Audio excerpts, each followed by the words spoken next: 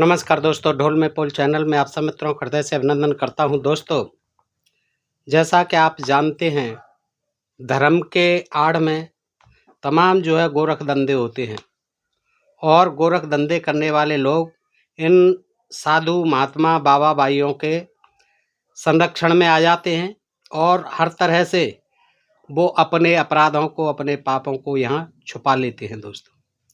और black money यहाँ सफ़ेद हो जाता है बगैर किसी डर भय के। यहाँ सोने की तस्करी भी होती है तो वो यहाँ आकर के तस्कर यहाँ छुपा देते हैं और संरक्षण मिल जाता है। ऐसे ही नहीं, इन बाबा भाइयों के इन चरणों में लोटपोट होते ये लोग बड़े बड़े पैसे वाले, बड़े बड़े विधायक, सांसद, मंत्री संतरी, अंगूठा छाप होते हुए भी इन लोगों के चरणों में पड़ने का एक कारण ये भी होता है कि वो अपने सारे कुकर्म हैं इनके संरक्षण पा करके छुपाते हैं और इनकी वाहवाही करते हैं। और दोनों तरफ दोहरा फ़ायदा होता है। इनका भी फ़ायदा होता है, बाबा भाइयों का।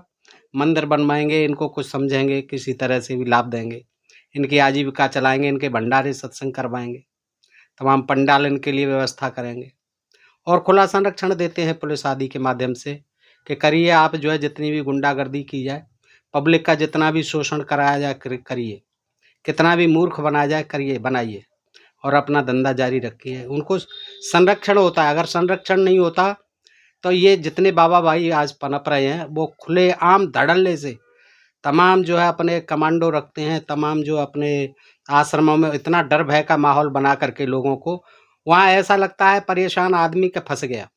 अब वो कुछ अपनी तरफ से उनसे कुछ विवाद करता है तो उसे पता है कि ये मुझे मार देंगे, पिटाई लगाएंगे, और ऐसा होता भी है दोस्तों, आप सब देख रहे हैं। ऐसी ही एक कहानी में सच्ची कहानी है और मैं आपके समक्ष रखता हूँ। किसी की भुक्तभोगी की है ये कहानी। आइए दोस्तों देखते हैं। अलख निरंजन की गूंज के साथ ही बाबा तिलक बाला की 1.25 मीटर दाढ़ी हवा में लहरा गई। अलख निरंजन की गूंज के साथ ही बाबा तिलक बाला की 1.25 मीटर दाढ़ी हवा में लहरा गई। आशीष के लिए मैंने सिर झुकाया तो उन्होंने भारी भरकम हाथ मेरे सिर पर रख दिया। फिर कीच से भरी आंखें खोलकर वह बोले, बेटा तू बड़ा भाग्यवान है, मेरी शरण में आया है। मैंने बाबा का बड़ा उपकार माना जो उन्होंने मुझे अपना चेला बनाना स्वीकार कर लिया, वरना चेला बनने के लिए कई नौजवान कैबिनेट स्तर के मिनिस्टरों तक की सिफारिशें लेकर उनके पास आते हैं, पर किसी को उन्होंने अपने पास फटकने तक नहीं दिया। जब से मैंने बाबा तिलक बाला की चमत्कारी जिंदगी का हाल सुना था, तब से ही मैं उनका शिष्य बनने को उत्सुक था। काफी अरसे से मैं उनकी रहस्यमयी कुटिया के ऐसे चक्कर लगा रहा था जैसे पतंगा समा के। मैं दफ्तर में नौकरी जरूर करता था, पर मेरा ध्यान फाइलों में नहीं, बाबा जी के भजनों में रहता था। कई बार बड़े साहब की झाड़ खानी पड़ी, क्योंकि अक्सर अकाउंट्स के रजिस्टरों में क्रेडिट डेबिट की जगह अनजाने में ही हनुमान चालीसा के छंद लिख जाता था। महीने का जो वेतन मिलता वह मैं बाबा की दान पेटी की नज़र कर देता। आखिर एक दिन मेरी इस अटूट निष्ठा का प्रसाद मुझे मिला और बाबा जी ने मुझे अपना चेला बनाना स्वीकार कर लिया। बेटा, तेरी कर्तव्य निष्ठा और वफादारी से मैं बहुत प्रसन्न हूँ। बीमा एजेंटों को भी मात कर देने वाले तेरे प्रयत्न सफल हुए। बाबा ने गांजा से भरी चिलम का जोर से कस खींचा, कुछ क्षण तक सांस रोके रखी और फिर फुर्र से धुआं हवा में ऐसे छोड़ा जैसे मालगाड़ी का इंजन छोड़ता है। 6 महीने तक तुम्हें प्रोबेशन पीरियड पर रखा जाएगा। प्रोबेशन पीरियड पर रखा जाएगा, बाबा ने कहा 6 महीने तक तुम्हें प्रोबेशन पीरियड पर रखा जाएगा, और यदि तुमने वफादारी और लगन से काम किया तो तुम्हें पक्का शिष्य बनाया जाएगा। और फिर बाबा जी ने सारे नियम इस तरह समझाए जैसे कोई फैक्ट्री का मैनेजर किसी नौसिखिए को हिदायतें देता है। दूसरे दिन सवेरे ही मैंने अपनी जो फर्स्ट क्लास शर्ट पैंट थी, उतार फेंकी और हनुमान छाप लाल लंगोट कसकर धूनी रमा ली। मशहूर कंपनी की बनी हुई अपनी क्रीज रेजिस्टेंट शर्ट को, जिसके कॉलर का डिजाइन इटली के मशहूर दर्जी ने निकाला था और जिसके विज्ञापन में खूबसूरत लड़कियां उसे पहने हुए दिखाई जाती थी, उतार फेंकते हुए एक बार मेरा दिल दुखी जरूर हुआ था, लेकिन फिर बाबा जी के नियमों के पालन करने का ख्याल आते ही मुझे यह कुर्बानी करनी पड़ी। बाबा तिलक वाला का 6 फुट से 2 इंच ऊपर कद, भारी भरकम पहलवानी शरीर, काफी रौवीला था। दिन भर लोग उनके दर्शनों को आते रहते। कभी कभी विदेशी हिप्पी लड़के लड़कियों का झुंड आ जाता और काफी देर तक गांजे का दौर चलता रहता। बाबा जी के इशारे से मैं उन्हें भांग के स्पेशल लड्डू और पकौड़े बांट देता, जिसे वे बड़े चाव से खाते। चलते समय हिप्पी डॉलर और पाउंड की करेंसी दान पेटी में डालकर अपनी राह लेते। बाबा जी के पास काफी विदेशी करेंसी थी, इसका मुझे पता था।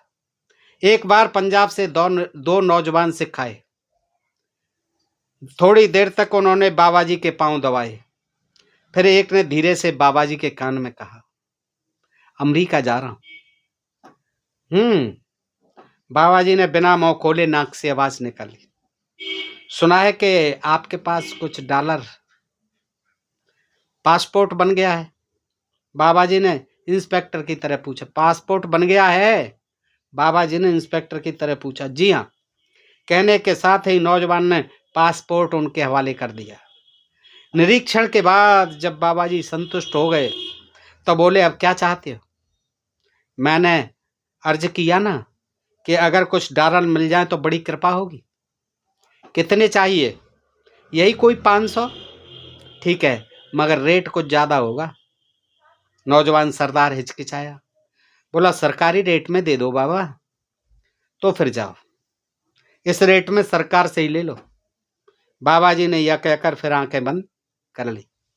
नौजवान गिड़गिड़ाया, हाथ जोड़कर मिन्नत करने लगा, लेकिन बाबा जी टस से मस न हुए। आखिर हार मानकर उसने भारतीय अछूत मुद्रा देकर 500 पवित्र अमेरिकी डॉलर ले लिए। यह सब मैं जनता की भलाई के लिए कर रहा हूं। माया से मेरा क्या काम? इन रुपयों से मंदिर बनेगा। बाबा जी ने नौजवान को दिलासा देते हुए यानी सफाई दी। एक दिन मैंने अपने गुरुजी से पूछा कि उन्होंने अपना नाम बाबा तिलक वाला क्यों रखा। यह सुनकर उन्होंने इतने जोर का ठहाका मारा कि जिसकी गूंज से पास के वृक्ष पर बैठी चिड़ियां उड़ गईं। फिर उन्होंने अपने पीले पीले दांत निकालकर कहा, शांति का प्रतीक सफेद चंदन का तिलक लगाने से मैं एक अद्वितीय रहस्यपूर्ण साधु बन गया। यह नौजवानों को अपनी ओर आकर्षित करने का भी ढंग है। सुंदर सुंदर तिलक छापे लगाना। तिलक वाला अपने नाम के आगे मैं इसलिए लगा दिया क्योंकि सभी को आज शांति की तलाश है और लोग इसी शांति की तलाश में मुझे ढूंढते हुए मेरे पास चले आएंगे। गुरुदेव धन्य हो आप, मैंने कहा। बाबा जी मुस्कराए तो उनकी घनी दाढ़ी मूछ में से दांत ऐसे नमूदार हुए जैसे घास फूस के ढेर में पड़ी 2 चप्पलें। बोले, बेटा मेरा आशीर्वाद हमेशा तेरे साथ रहेगा। मेरी छत्र छाया में तू हमेशा सुरक्षित रहेगा, तेरा कल्याण हो। तत्पश्चात बाबा जी ने चिलम में तंबाकू भरा और फिर बोले, हमारा दबदबा सिर्फ आम जनता में ही नहीं बल्कि पुलिस महकमे में भी कम नहीं है। एक बार एक हवलदार इधर आ निकला, शायद कुछ जालसाजी का सुराग मिल जाए, लेकिन हमारे चमचमाते तिलक का प्रभाव इतना शक्तिशाली था कि वह पैरों में गिर पड़ा और हाथ जोड़कर बोला, महाराज रहम कीजिए, शादी हुए 8 वर्ष हो गए पर कोई औलाद नहीं।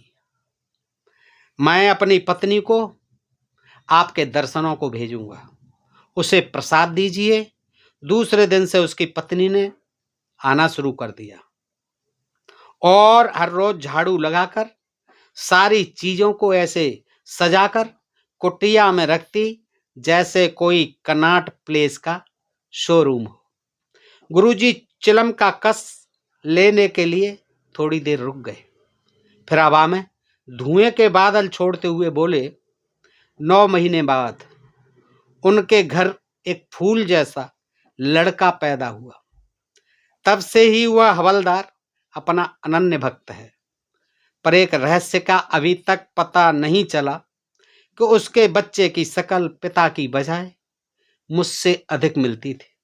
इतना कहकर बाबा जी ने आग में नई लकड़ी लगाई। मैं बाबा तिलक बाला की कुटिया में आराम से दिन काट रहा था। रोज हलवा पूरी, दूध मलाई, फल व मुर्गा मछली खाने से शरीर पर चर्बी चढ़ती जा रही थी। बाबा जी की साख धनी और ऊंचे घरानों में भी थी। कुछ विदेशी दूतावास के डिप्लोमेट भी उनके भक्त थे, इसलिए हर रोज शाम को शैंपेन और वोडका की बोतलें गुरुजी को बतौर नजराना आती थी। 2-4 घूंट मुझे भी पीने को मिल जाती। अब मुझे पता लगा कि क्यों लोग कहते हैं कि विलायती के आगे देसी तो नल के पानी की तरह है। जब पहली दफा मैंने रूसी वोडका के 2 घूंट पिए तो वहीं चारों खाने चित्त हो गया। बस उसके बाद तो मैं सारी रात हवा में उड़ता रहा। सुबह 5 बजे कहीं जाकर जमीन पर पैर लगे। एक बार रात को सोने की तैयारी कर रहा था कि हमारी कुटिया के आगे 2 मर्सिडीज कारें आकर रुकीं। आगे वाली कार से एक नाटे और मोटे खद्दरधारी भद्र पुरुष निकले।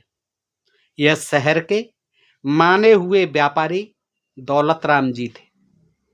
पीछे वाली कार में 4-5 व्यक्ति बैठे रहे। गुरुदेव ने आंख खोलकर जब उन्हें देखा तो उनके होठों पर मोनालिसा वाली रहस्यमय मुस्कान बिखर गई। व्यापारी सेठ और गुरुजी में धीरे धीरे बात शुरू होना प्रारंभ हुई। मैंने कान लगाकर सुना तो पता चला कि सेठ दौलतराम की कोठी में पीले रंग के बिस्कुटों की 10 पेटियां रखी थी। एक्साइज वाले आज रात छापा मारने वाले थे, इसलिए वह उन पेटियों को कार में रखकर गुरुजी की शरण में आ गए। अब मेरी इज्जत आपके हाथ में है। सेठ दौलतराम ने गुरुजी के पैर पकड़ लिए। बाबा तिलक वाले ने आंख मूंद कर थोड़ा सोचा और फिर हाथ उठाकर सेठ दौलतराम को आशीर्वाद दिया। सेठ जी का उद्धार हो गया। सेठ जी की कार में बैठे आदमियों ने उसी समय पास की जमीन में गड्ढा खोदकर वे 10 पेटियां सोने की उसमें दफन कर दी। फिर ऊपर से मिट्टी पाट कर जमीन एक सी कर दी। उसके ऊपर बाबा तिलक वाला समाधि लगाकर बैठ गए। सेठ जी साथियों सहित लौट गए। एक्साइज अधिकारियों को किसी तरह पता चल गया कि सेठ जी की 2 कारें रात को बाबा जी की कुटिया की तरफ गई थी। फिर क्या था, उसी समय उच्च अधिकारियों की एक टुकड़ी ने हमारी कुटिया को घेर लिया। मैं इस अचानक हमले से भौचक्का रह गया। टुकड़ी के बड़े अफसर ने मुझे सिर्फ इतना कहा, यहाँ की तलाशी लेनी है। यहाँ स्मगल किया हुआ सोना छिपा होने का हमें शक है। मैंने फीकी हंसी दिखाते हुए कहा, यह साधु संतों की कुटिया है, हमें माया मोह से क्या वास्ता महाराज। लेकिन अधिकारियों ने मेरी अनसुनी कर दी और कुटिया का कोना कोना छान मारा, पर उन्हें कुछ हाथ न लगा। असली माल पर तो गुरुजी समाधि लगाए ऐसे बैठे थे जैसे अंडों पर मुर्गी। अधिकारियों के बड़े अफसर ने बाबा जी की तरफ उंगली करते हुए कहा, हमें इनकी तलाशी लेनी। किसकी तलाशी? मैंने कहा, सिर्फ एक बजरंगबली छाप लंगोट के अलावा उन्होंने कुछ पहना ही नहीं, और अभी तो वह समाधि लगाए ध्यान में बैठे हैं। उनकी समाधि कब खत्म होगी? अफसर ने दृढ़ता से पूछा। कौन जाने, यह तो अखंड समाधि है। हमारे पुराने ऋषि मुनि वर्षों वर्षों तक समाधि लगाए बैठते थे। मैंने जवाब दिया। तो फिर अभी हमें उनकी समाधि तोड़कर तलाशी लेनी होगी।